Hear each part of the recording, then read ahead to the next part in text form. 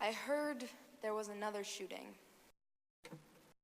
I shrugged it off. I didn't let the prospect of death conflict with my daily routine. See, I had places to be. I had pre-planned worries to check off my list. My thoughts were already booked. I heard there was another shooting. My mother told me it was a truly awful shooting. So I unplugged my desensitized ears. I opened my blurred eyes, exhausted from overscheduled adolescence. I turned on the panicked voices running rampant on the television screen, and all at once my laundry list evaporated. In an instant, my vision cleared, and all I could see was a broken mother. A pile of backpacks left behind, a white man in a pristine suit, attempting to convince a crippled country that nothing could have been done. No law, no prayer, no God-forsaken miracle could have prevented this truly awful shooting. For truly awful shootings have plagued this nation, numbing our people even further, spreading the contagion that is cynicism. I heard there was another shooting. Our lawmakers say it was inevitable. Classmates hiding under desks, watching as their teacher was gunned down right in front of them, sacrificing his life for their safety. This was inevitable. Hundreds of students forced to run out of their school, arms shaking above their heads, the weapons of the SWAT team piercing their back. This was inevitable. The trauma and tears of the thousands affected by this tragedy was inevitable. 17 lives were lost, but countless hearts were broken. I heard there was another shooting. It defiled the day of love. I heard there was another shooting. 17 was the number. 17. That's less than last time, isn't it? It's not 58 country music lovers in Vegas, not 49 prideful partygoers in Orlando, not 26 elementary school students, imaginative and curious 6-year-olds in Newtown. This was just another shooting. When I saw on the news on Valentine's Day, when our hyperactive news cycle will abandon a week later, this was just another shooting, one that our leaders, our professional hypocrites, our thoughtful representatives who pray for our children, when they will hide behind their back, anticipating their constituents will soon forget. This was just another shooting. Just like the others I have grown up with, another name and number and date stamped onto the merciless cycle: Columbine, Virginia Tech, Aurora, Sandy Hook, Charleston, Pulse, Vegas, Stoneman Douglas. I heard there was another shooting.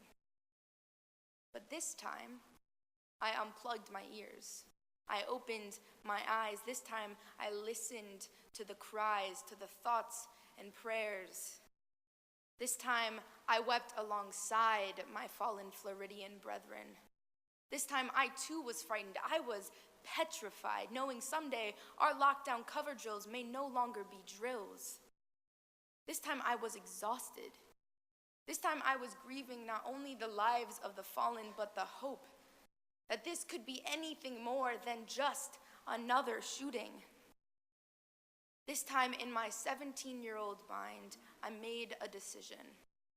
Enough is enough. This time, I stood up after wiping my tears. This time, I found those who were just as enraged, as frightened, as exhausted as I. This time we held each other up. This time we spoke up. This time we rose up. This time we refused to acknowledge nothing could be done. This time we decided to be leaders, for our leaders have chosen to act as children. This time we educated ourselves. This time we opened our ears to contradicting viewpoints, arming ourselves with perspective. This time our battle was not fending off bullets, but fiercely articulating our story, our beliefs. This is our fight. Our weapons are our voices. Our power is in our numbers, our unity, our message, one that is caramelized in righteousness. We are the peaceful soldiers.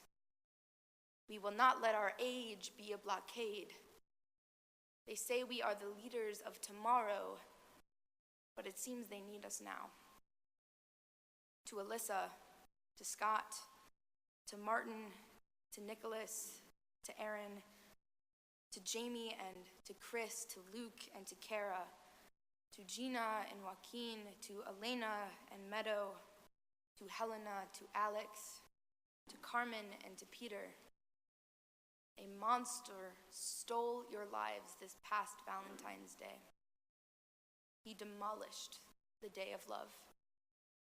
But there's power in the peaceful soldiers, in the 17-year-old fighters, in the children who have chosen to rise up. Our unity will restore hope to the cynical nation. We will strive to mend the wounds his bullets created. We will demand and achieve a safer future. We will redefine love. We will not let this be just another shooting. It will be a revolution. Thank you.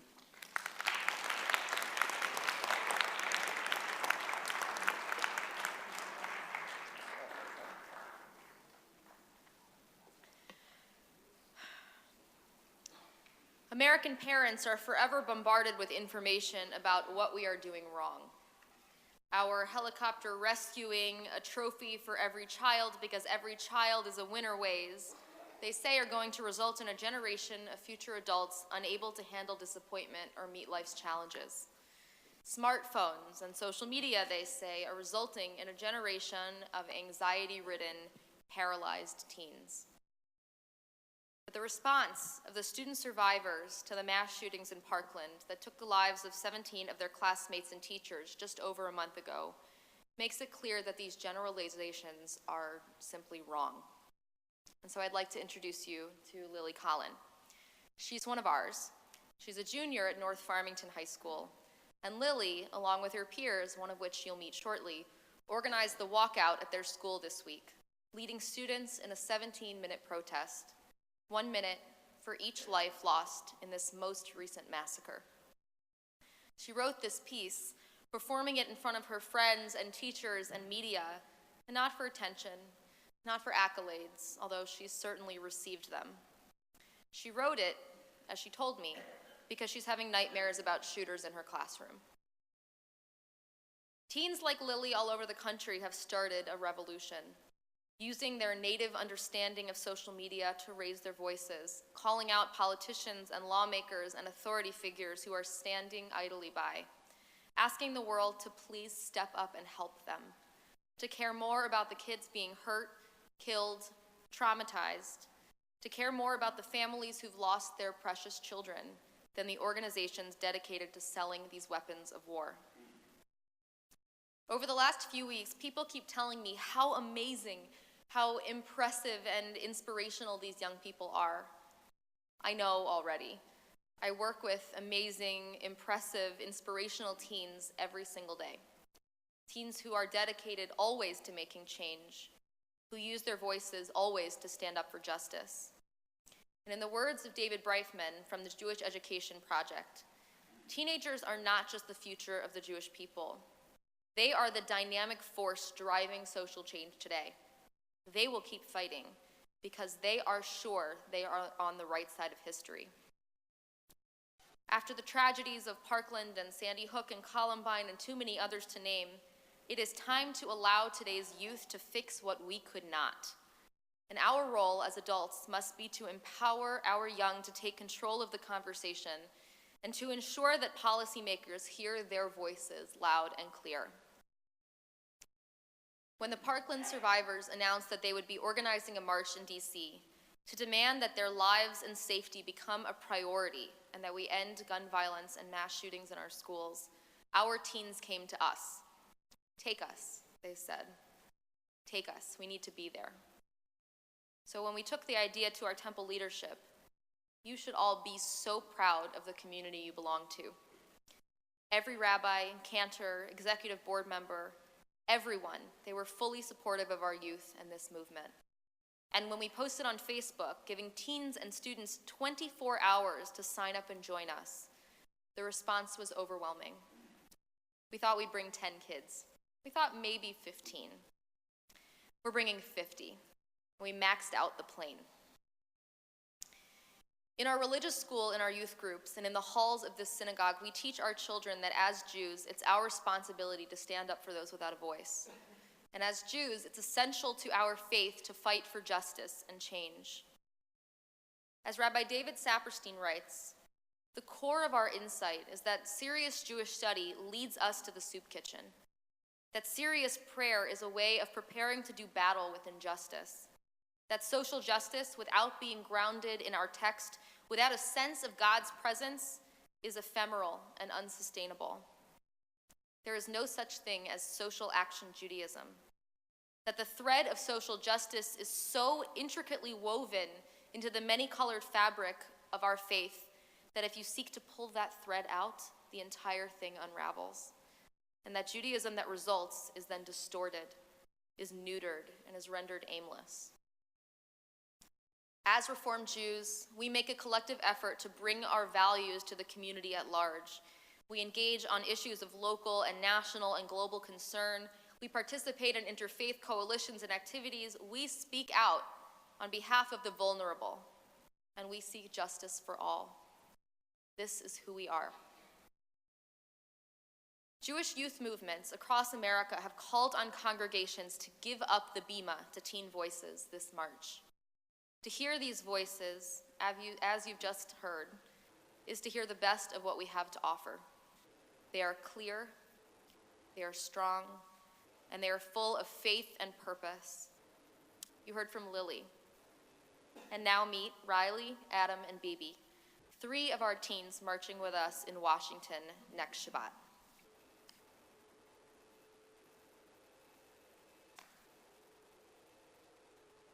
I am marching because I don't want to be afraid of being shot in class.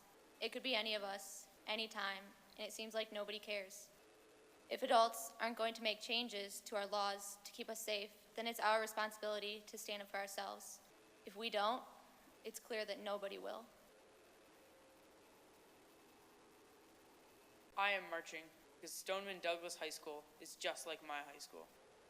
I am marching to honor those who died and support those who survived. When I walked out of school on Wednesday, I saw how much strength my student body had alone. As I rally next week with tens of thousands of teens just like me, who want to be safe in their schools, I know our voices will be heard. We know that in order to have impact, we must speak up first. We must stand together and fight together and take care of one another. In the face of evil, we must advocate for the positive changes this world needs in order to believe that hope still exists. We must be the young people, full of optimism, who are ready to change the world, fighting day in and day out for our beliefs and hopes to become reality. It is our job to wake up each day and be the light that radiates in the face of darkness. As high school students, we are constantly told that we are not old enough nor mature enough to accomplish great tasks. I march with the youth across the nation to prove everyone wrong.